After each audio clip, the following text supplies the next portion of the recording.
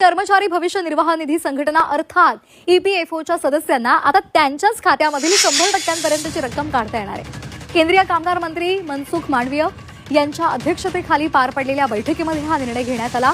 ईपीएफओच्या पूर्वीच्या नियमांमध्ये बदल करण्यात आलाय।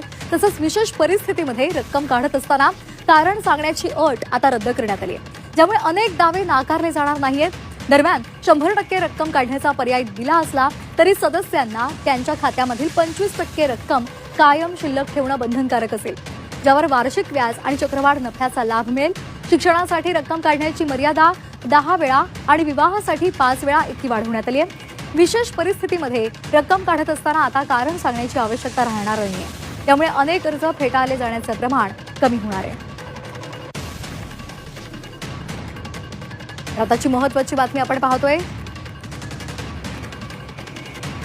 कर्मचारी भविष्य निर्वाह निधी संघटना अर्थात ईपीएफओच्या सदस्यांना आता त्यांच्या खात्यामधील 100% रक्कम काढता येणार आहे।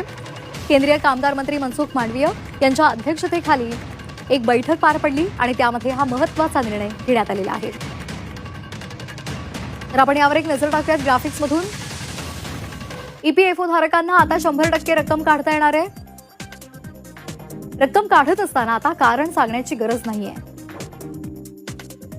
13 गुंतागुंतीचे नियम सुलभ करून 3 श्रेणीमध्ये विभागणी करण्यात आली आहे। आवश्यक गरजा, गृहसंबंधी गरजा, विशेष परिस्थिती अशी श्रेणी ठेवण्यात आली आहे।